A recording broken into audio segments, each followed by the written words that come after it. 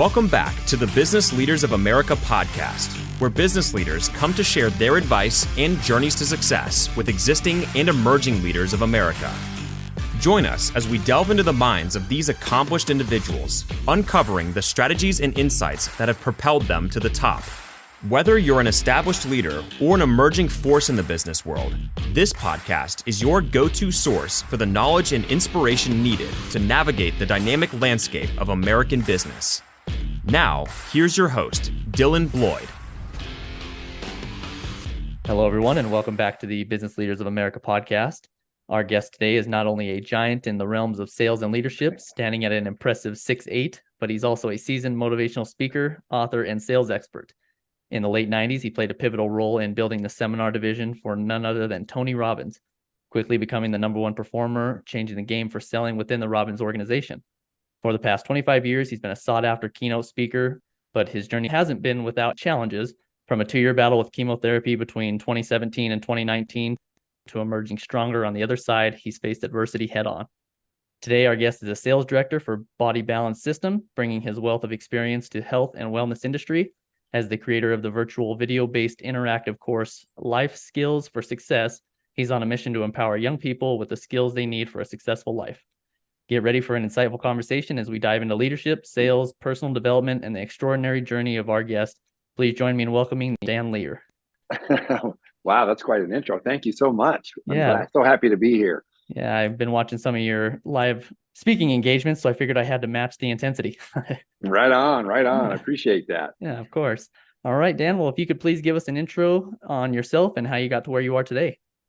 Yeah, so currently I'm the director of sales for a company called Body Balance System in Las Vegas. And we're a technology company that sells red light therapy technology. So right now in the health and wellness industry, red light technology or red light therapy is one of the most powerful and the most sought after modalities because it's non-invasive and there's no side effects, and the results are incredible. So we make the industry's leading red light therapy bed.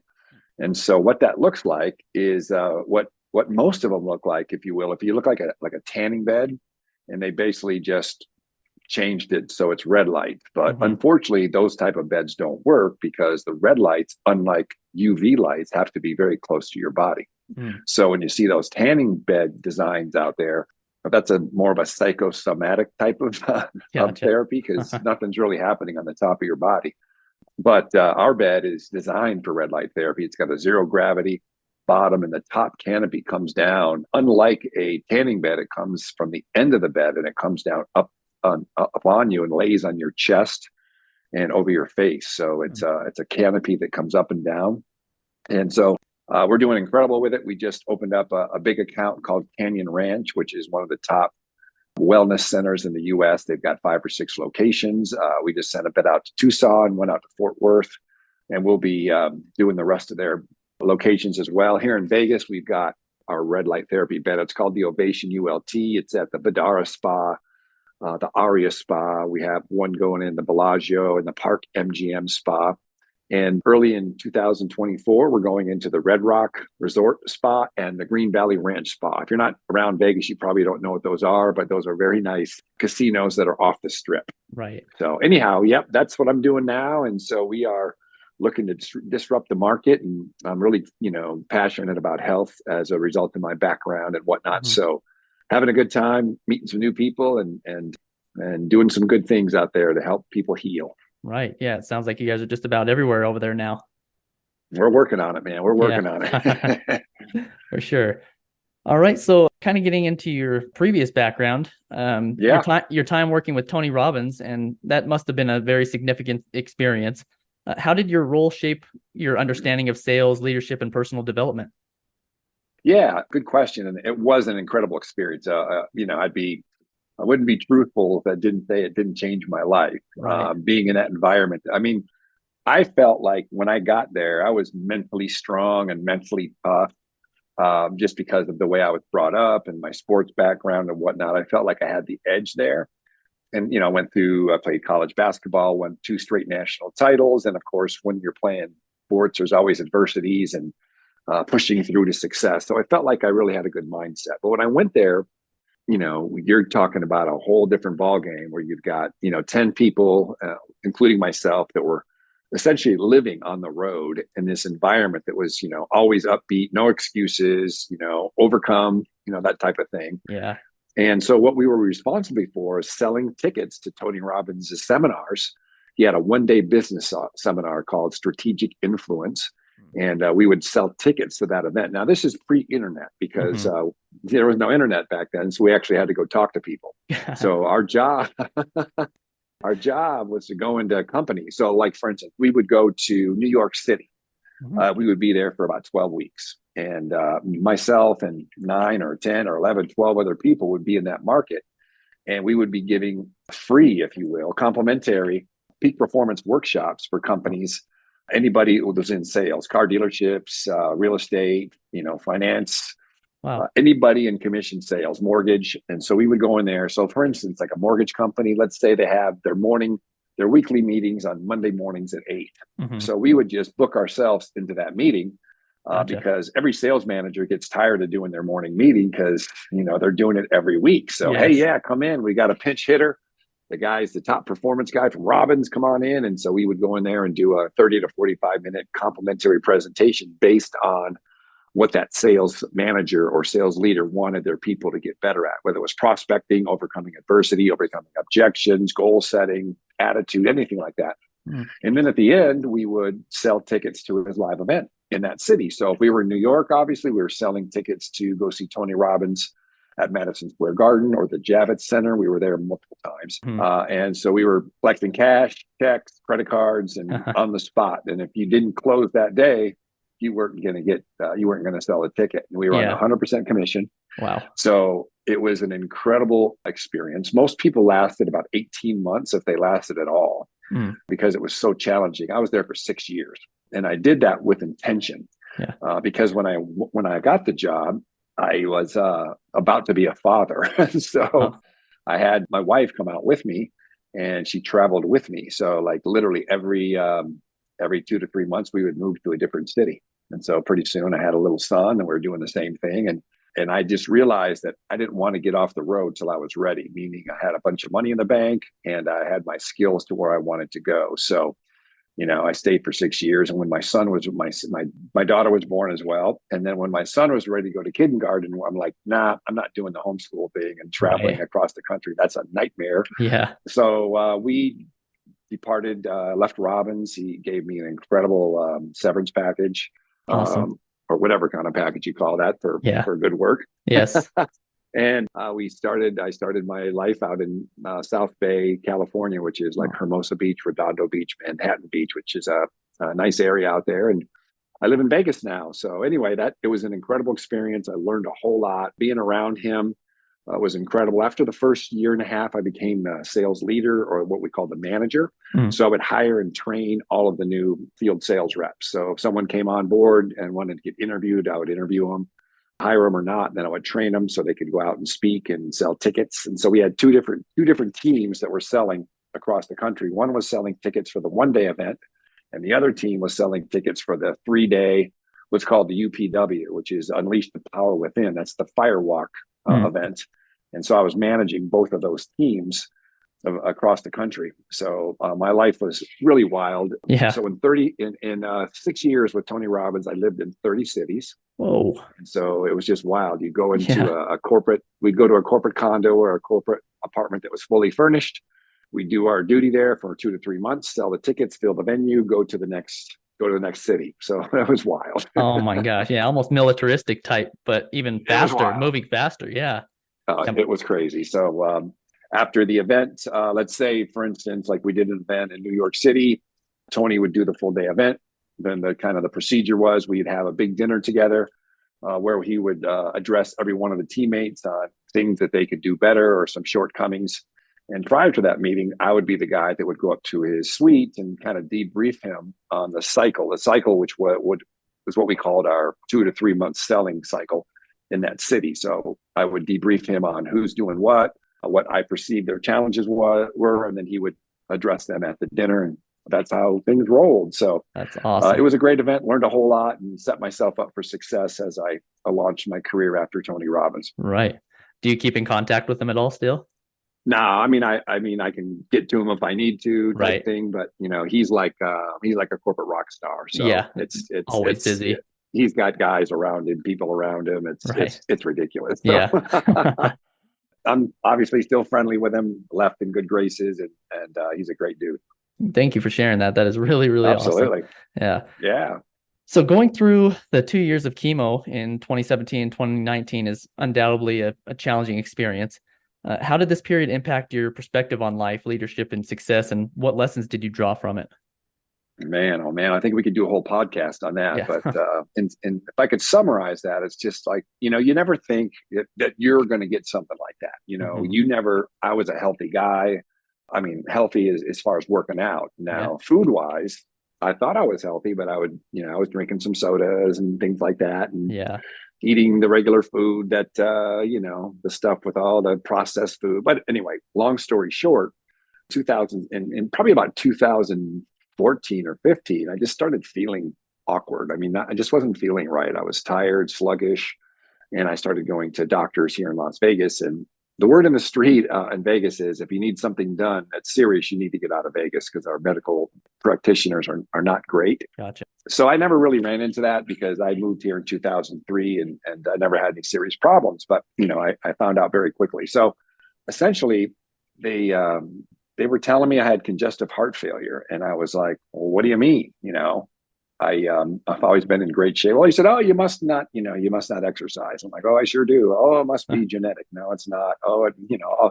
There was nothing that made sense. And, I'm a 6'8" guy. I'm thin, I'm fit, and it doesn't look right. I mean, it's not the right profile that you say, hey, this guy's got congestive heart failure. Right. Mm-hmm. So it didn't make any sense. And they just said, they didn't have any answers for me. They literally were going to let me die. Wow. So I called the Mayo Clinic in Rochester, Minnesota, after 2 years of going to specialists. It was just crazy. Wow. So I reached a point where, I knew I was going to die or not. And so I was just like, okay, I'm going to take this last ditch effort after 2 years and go to the Mayo Clinic and see if they can find something out. So that's what I did. I went up there and I was blessed to, the guy that helped me was actually one of probably the top 5 or 10 people in the world on this disease called amyloidosis. And it's the disease that I had, but I didn't know that I had. Yeah. So anyway, he looks at me and he says, hey, I think I know what you have, but I got to prove it clinically. So give me a few days. And he's running me through all these tests. And bottom line, he says, yes, you have this disease called amyloidosis. Now, I don't know about you, but I had never heard about that disease. No. Yeah. And didn't know anything about it. But it's a blood disease, and it resonates from your bone marrow. And so what happens is your bone marrow creates certain proteins that go out into your body, and they're building blocks of your body. Well, some of the proteins that were made in my bone marrow were faulty. They're called, what was the name for it? They called misfolded. Mm-hmm. So for the sake of the illustration, we'll just say that when proteins come out, they come in various shapes, like circles or squares or whatever, even though that's not necessarily true, but just for the sake of the illustration. Right. When some of my proteins came out of my bone marrow, they were circles and squares, but then there were some squiggly lines, which don't fit anywhere. They were rogue proteins that essentially they were worthless. Yeah. The problem was, and everybody has them, and they have the internal capabilities to dispose of these proteins that aren't functional. But my body, they were making too many of them. And so, which is not really a problem, but they were non-biodegradable, and they were, how do you want to call it? Not biodegradable. They were anyway, they didn't go away is what I'm trying to say. Yeah. They didn't go away. So they're floating around in my system, which is not a bad thing either. But the problem is that those proteins are sticky. And so those proteins stick onto your organs and they start to accumulate. So they had stuck onto my heart, specifically the bottom half, and they started to basically create a thick layer around the bottom of my heart and then squeeze it and cause my heart not to be able to expand and contract properly. That's the congestive heart failure. Well, 2 things happened. When I found out what I found out that I had something. So I was excited that, oh my God, I'm diagnosed. So now I can actually work on finding a way to win, because I've always, if I had a goal in my head and I was committed, I always hit it. Right. So like, imagine if you're in sales and your sales manager says, go sell. but you don't have a goal, you don't have a target, you don't have a number, you're kind of lost, right? Yeah. So that's what I was. I was trying to combat something that I didn't know what I had. So I was eating well, I was drinking all these drinks and trying to figure out what I was doing, and nothing Still worked. feeling bad. Yeah. Yeah, and I was just dying. So when I found out that what I had, my wife and I, after I got diagnosed, we went downstairs and we had some lunch or dinner, and I had a beer and celebrated, and because I felt now I have a goal and now I can go after it. Heck yeah. And that was what I found out afterwards, though, is that the numbers in regards to amyloidosis, it's a very rare disease, only 4,000 cases worldwide per year. Oh, man. And the numbers say that those who get diagnosed with amyloidosis die within the first 12 months. 40% of them. 40% of them. So the numbers were not good, but, it was better than the other way around. Yes. I mean, could have been 80-20, whatever. Bottom line is I did the chemo. I was on a study as well, but I really believe in my heart. I believe in my heart of hearts. And I think that other people would agree. And maybe even some of the doctors, is that my mindset is what caused me to live. Now, obviously the chemo helped me, but I believe it's more the mindset and believing that you're going to heal, believing that your body's going to respond. And so I did a series of exercises, some mental exercises that I created for myself to cause me to believe that I was going to make it. So, here we are, 2023. I stopped my chemotherapy in 2019. I'm still on a drug, a maintenance drug, but it's non-toxic. So I'm doing well. So I go to Mayo Clinic every quarter, get my blood drawn, check on, some of the measurements for my heart. And, all is well. I mean, I still have congestive heart failure, but you would never know it if you saw me. Right. I play in a pickleball league. I'm in the gym. I can't do the things I used to do. I'm not able to play basketball. I'm not able to exert myself to a higher level. But I'll tell you the difference. Like, if before I got diagnosed, it got so bad where after I was still doing keynote talks. I was doing keynote talks all over the country. And I would land and I had a bag that I would carry that I would not carry, that I would wheel behind me. And then on that bag that I wheeled behind me, I would have a garment bag on top of that as well. But it was light. I was only going for a day trip, or a day or two. It was real quick. So, but I literally could not make it from the airplane out of Skywalk, or whatever that thing's called, to the airport, because it's that's a little bit of a gradient that goes up. Couldn't make it ever. So I always would have to stop, take a rest, and then get to the top, and then I could walk slowly once I got to the top, and I was on an even keel. Right. So just crazy stuff, right? But here I am now, and I'm walking fine, and one of my good friends he coaches for the Saints now, but he was with the Minnesota Vikings, and I went out, had me out to a game, and we were sitting down. I was sitting with his wife and my wife down by the field, and I literally got up and I could go up all the stairs all the way to the top without stopping. I mean, it's just, that was a couple of years ago. Even I'm probably even better now. Yeah. So it's great to see the progress. Can't do yeah. the things I used to do, but when you're in that position where you think you're going to die and you can't walk, you'll check the box and say, I'll take that trade any day. You'll take that trade where I can just walk and, do light trail walking or whatever versus passing away. So anyway, I feel very blessed. I feel great, which probably has a big impact on who I am today. You asked me how it changed me. I tell you what, it was the best thing that ever happened to me. And that sounds so cliche, but I was always a hard driving person, goal setting, no excuses. And I got that from my college basketball career and then from Tony Robbins. After I got this diagnosis and I went through the chemo, I just feel like a different type of person. I'm still driven. I don't have any excuses for me, but I really see other people differently. I'm much, how do I want to say it? Much more empathetic, much more understanding. I'm a kinder, nicer person. I understand that people go through issues and not everybody has the same mindset that I do, can overcome obstacles. And so, it really helped me be a better person. No question about it. I wouldn't wish it on anybody, but I would wish the after effect on everybody. That's for sure. No, absolutely. So yeah, I mean, that's also affected my diet. When I got diagnosed, after I had that last beer, I quit drinking. And so stopped drinking and stopped drinking any sodas or anything like that. So I rarely eat sugar and I have a great diet, mostly whole foods that are cooked. I don't like to go to restaurants because of all the things they put in it. But, Right. in my line of work, I have to do that. But, moderation is the key to everything. Yes. So when I go out, I go out. And when I stay in, I stay in. And I'm just always really, how do I want to say, just conscious of what I'm eating. And I just, the bottom line is feeling great. And I'm continuing to do that. So I feel very blessed. Right. Yeah. Well, I'm glad that you found out what you had, and I'm glad that you're doing so great now as well. Appreciate that.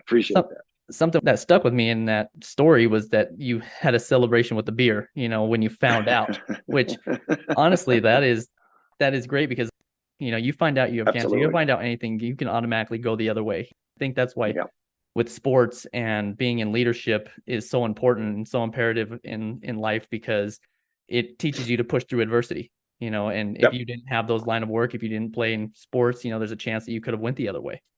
There's no question about it. And from that leadership perspective too, I will tell you this is that, and I've coached a lot of people. I documented my journey on YouTube. It was really for my family because all my family, of course, is concerned about me. So when I went to my first visit and I got diagnosed, I made a YouTube video and I sent it out to them. And then I made another one and I just posted it on YouTube. And then pretty soon people started following me, and I had all these amyloidosis people. I would get 2 or 3 or 4 people a month wanting to talk to me because their dad just got diagnosed, their mom just got diagnosed, and they're watching my videos for inspiration. So it came to be an amazing thing. So I've got 2 years of videos on YouTube for amyloidosis, and it became a great thing for other people. But from a leadership perspective, I told my family and all my friends, I'm like, look, I don't want any this, poor Dan type of thing. When you see me, treat me the same way you've always treated me, because I don't want to have that feeling where people are treating me nice and how are you feeling? And I shouldn't say treating me nice, but you know what I mean? Babying me type of thing.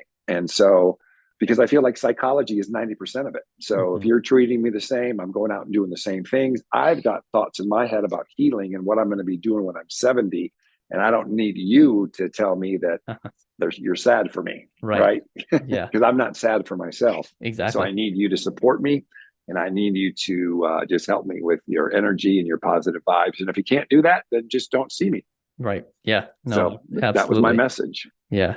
I love that you shared it with everyone and people can see that, because it's that's important as well. My daughter, my third child out of my 5, she actually had a blocked kidney.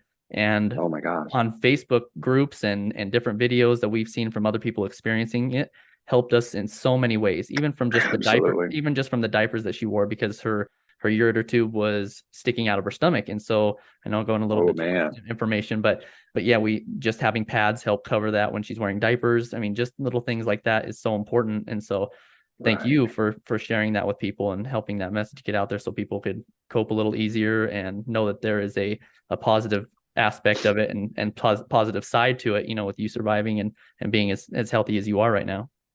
Right. Thank you. Yeah, I appreciate that. And good on you, man. Yeah. That's a good thing. Yeah. Thank you. All right. So absolutely. You did mention keynote speaking a few times. So being a keynote speaker for 25 years is an impressive feat with all the traveling and everything you've done. Yeah. What do you attribute your longevity and success to this role to? And how has your speaking style evolved over the years, especially in an entertainment capital of the world, Las Vegas? Right. Well, I speak all over the world. I just happen to reside here, which was great for me when I moved here, because obviously it's one of the top probably 3 or 4 convention centers in the country. So I was able to scoop up some of the low-hanging fruit because I live here or local stuff, but I do speak all over the country. Yeah, I mean, like when I left Tony Robbins, that was my natural thing. Actually, when I left him in 2000, I spent 3 years in LA because that's where I first landed in Hermosa Beach, but that's essentially Los Angeles. Yeah. And I was doing events for myself. So I took the same model I did for Tony and I did it for myself. I was going into car dealerships, mortgage brokers, and doing the same meeting, but I was selling myself. So then every 2 months I would do my event, and that's how I made a living for 3 years. And then I was like, I want to shift to keynote speaking just because I just wanted to do something different. So that's when I moved to Vegas and just kind of restarted things. And it was amazing. So, it's allowed me to create so many contacts around the country. And I've spoken with, I don't even know many, hundreds and hundreds and hundreds of companies. But how has my style changed? I think as you get older and you do it more, you just become better and more confident and things like that. But I'll tell you, after I got diagnosed, I became better because I was just more present. I think there's an element. I mean, everybody's got an ego, and I'm no different. So when I went out on stage, maybe I had a certain perspective of myself, or a perception of myself. I'm not sure, but after I got diagnosed, I walked out on the stage and I felt like I was a different person, because I felt like, I don't know, I just felt very vulnerable. And I feel like it opened me up to where people heard me different. And I felt like I was much more effective.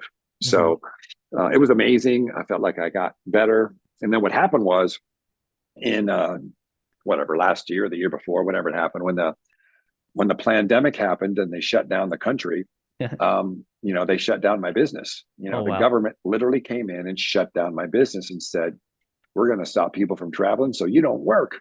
So it was a weird time, as you can remember. Absolutely. And so I started reaching out to my clients, and I was doing virtual talks for free just to stay in front of them, because I figured, this will be over in about 6 months and we'll get back to work. Right. Yeah.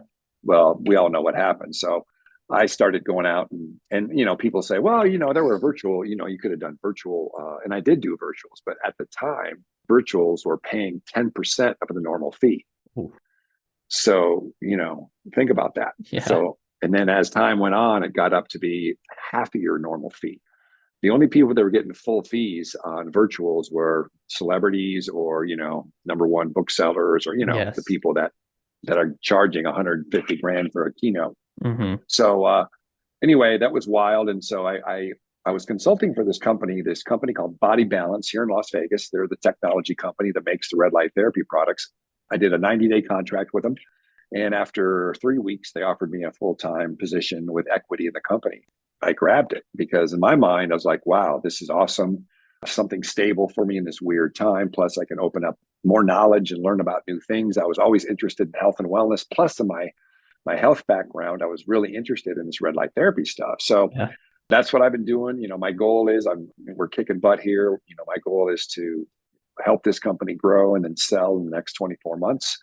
And then I figured I'd go back and keynote talk about health and wellness and all types of things, success and overcoming adversity. So this is where I am right now, and I'm enjoying it. I enjoy helping people. I enjoy the people that own the spas and the small business owners who are looking for a modality to help their patients heal, and also a profit center for them. So I'm enjoying it from a business perspective and a health perspective, and I'm having a good time. So that's what I'm doing currently. Oh, that's great. You did mention the virtual video, courses and stuff. So you did start a virtual based interactive course, Life Skills for Success, and that targets younger people, correct? Yeah. Well, when I just want to clarify that. So when the pandemic happened, there were, they shut down face-to-face stuff, but people were doing virtual keynote talks. So, that's what I was saying. We were getting paid about 10%, but in the virtual space, I have sales training courses. I have all types of things in the virtual space. But during the pandemic, what I did is I put together this course for, I say kids, but not really. I say young leaders. And these are people targeted from the age of like 12 to 14 all the way up to age 22. And so during my keynote career, I would have so many people, and I can't even count the number. When you're done talking, people want to talk to you, and some people want you to sign your book and all this kind of stuff. And people would always say to me, man, I wish my daughter was here. I wish my son was here to hear this. This is really amazing stuff. And so what I did was I took my information, my chunks of information, and I just shifted it so it would be applicable to somebody that was in intermediate school, junior high, grade school, and even college. Things like, your belief system. What is your belief system and how does that affect your success? How to get out of a slump, the power of a winning attitude, goal setting, how to build self-confidence, those type of tools, if you will, that I literally teach to corporate America. I put a program together called Life Skills for young leaders. And so that is a course that we're actually, we had tested it, and we got some incredible feedback. And then I got busy and I never ever released it. Yeah. So we're on track to release it probably January 1. And I'm really excited about it. So we are releasing it in singular course form. So that means if you wanted to purchase the course on on attitude or Mhm. how to have a winning attitude, it's $9.95. And it's a interactive video course that has like 5 different lessons. So it's approximately an hour long, and each lesson is like 10 minutes, something like that. So it's easy to watch, easy to listen to. And then after, you've got test questions, and you have to pass those test questions and move to the next chapter. Right. And so you can track it, you can take notes in the platform. And so it's amazing. So I'm excited to release it. I feel like right now, I mean, man, what's going on right now in our country with our education and whatnot. Right. I am so excited to get this released and help these kids have a chance at success, because what's happening right now is these poor children, these poor young people are coming out with not a clue of how to be successful. Right. Yeah. How cool is that? I wish I had something like that at that age, and Right. I'm actually Me looking, too. I'm looking forward for that for my children, to be able to take part in that. So thank you for Amen doing to that. That is dude. really cool. Oh, Yeah. trust me, if I had children, if I had young kids, they would be listening to that. So, Right. I know what that does. I saw what it did to my kids. And as a parent, this more than anybody, is that your kids listen to you lastly. Yes. Right. That when it comes to, you're just my dad, Yeah. well, What do you know? Yeah. What do you know? Right. Exactly. So it was really wild. And this is really a message for parents. And this is a psychology that was just, it transformed my kids. So this is who I am, and this is who I am every day. I'm positive, I'm outgoing, I talk, and I'm talking about overcoming adversity. I'm talking about belief system. I'm talking about attitude. And my kids grew up in that environment. Yeah. So when I start talking to them about having a winning, they just like, oh, dad, that kind of Yeah. thing. Right. Yeah. So, But it's ingrained in them now. Right. Well, what happened was, here's what I did. I literally couldn't get them to discuss with me about, goals and stuff, because like, dad, that's what you always talk about. So as they were in the high school, I would have these events in Las Vegas, keynote talk. And during the summer, when they were off, I would pay them to come to my keynote talk and sell books at the back of the room. Awesome. And I would pay them $100 each to come to this 1-hour event, which I didn't need help at. Right. But I paid them to sit there, and I would pay them, say, hey, look, you guys need to be here in advance to get a feel for the room. And then after, you'll be behind the table selling books and whatnot. So that was an incredible strategy for me. And so what happened was, and I tell people this all the time, it's like, if they won't listen to you, pay them to do someone else's courses. Right. Like you would pay them to do something else, like chores around the house. And Yeah. so my kids would go to my events, and they're not listening to me, but they're just sitting there. Right. And then they would see these people come up to me afterwards and ask for autographs and ask for pictures. And they start going, geez, my dad knows something. Yeah. Yeah. There's all these people here listening to him. So obviously he knows what he's talking about. Yeah. And literally my daughter said that to me. She goes, Dad, it was really weird. There's people come in here. They don't know what's going to happen. They don't know anybody. They just come and sit down. They leave and they're all excited and they want to talk to you and they feel better about their life. She goes, it's really amazing. Yes. And, but that is what I did for my kids. And as a result of that, it impacted them. So I guess that's my message to parents. Like, don't feel bad when your kids don't want to listen to you, because they never do, in regards to self-improvement or things, because you're just a parent. Yeah. So if you've got to buy courses or buy them a coach, or you invest in my program, whatever, that is what you need to do. Because I did that. And I consider myself a human behavior expert, but they wouldn't listen to me around the kitchen table. Yes. I'm glad you said that, because I'm excited for later on. My oldest is only 8, but I'm excited for her when she's older to hear this conversation in particular, because I tell her that I heard a story a while back of an entrepreneur who's younger. I can't remember his name, but he was 10, 11 years old, went over to a friend's house, and he noticed that his parents were paying him for chores. And so he runs home and he's excited to ask his parents, can I get paid for chores? And they said, no, we're not going to do that. But instead, we'll pay you to read a book and write a book report for us instead. And we'll pay you that way. Awesome. And now he's speaking all over the world, just completely skyrocketed his career. Obviously took years, but just make it a fun way or an incentive to learn. So I've been trying to ingrain that in my daughter. Obviously she's still learning how to read and write, but absolutely. But this is the same concept, what you're saying.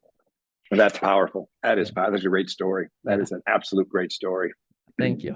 All right. So I feel like we could be talking forever. This has been absolutely great. I did want to ask you, how can listeners connect with you, learn more about your business and your product that you're going to be releasing soon? Yep. I'll give you a few addresses here. So if there's anybody that's listening to your podcast who knows somebody, or you're looking for some type of a health change and you're looking for a red light therapy bed, you can reach me at D Lier, that's DLIER, at bodybalancesystem.com, singular. So DLIER at bodybalancesystem.com. I'll help you out. And if you're someone who knows people and you're a networker, we actually have a referral program, and we pay people $1,600 for an introduction that leads to a sale. On the personal development side or human behavior side, my website is danlier.com. That's DANLIER.com. You can go there and you can check out everything. When I do release my new program, Success Strategies for Young Leaders, it will be up there. So it's not available yet, but if you Google me, you will find all types of things. And if my program's out, you'd probably find it there as well. Perfect. So, and then if you'd like to email me, it's dan@danlier.com. So that's how you can reach me. All right. Perfect. And we'll make sure to have those in the show notes, so it makes it a little bit easier for them as well. Awesome. Thank you. Right. Yeah, of course. All right. So last question before we go. What advice would you give to existing and emerging leaders who are looking to either become leaders themselves or improve as leaders within their organizations? Great question. Okay. I've got 3 tools for you for success. Number 1 is reading. Just like you said before, I'm not a big reader, but if you read just 10 minutes a day, 10 minutes before you go to bed, 10 minutes a day is over an hour a week. That's 52 hours of reading every single year. That's 2 university semesters. Number 2, listening to audiobooks or podcasts or YouTube, either one. Back in the day when I was growing up, there was none of that stuff. I mean, now you can listen to, you're feeling down, you can go to YouTube and listen to a motivational speech. Do something positive for yourself. Maybe listen to something positive in the morning, but Audible or books, anything, just listen to something positive. And number 3 is investing in yourself by going to live events, workshops, or any types of seminars that are going to help you develop your skills. And so that could be a business seminar, but it also could be a relationship seminar. It could be a communication seminar. It could be any type of learning experience that's going to help you expand your knowledge base. So those are my 3 tools for success: reading 10 minutes a day at least, listening to audio tapes or YouTube to empower your mind. And number 3, investing in yourself at live events, workshops, or seminars.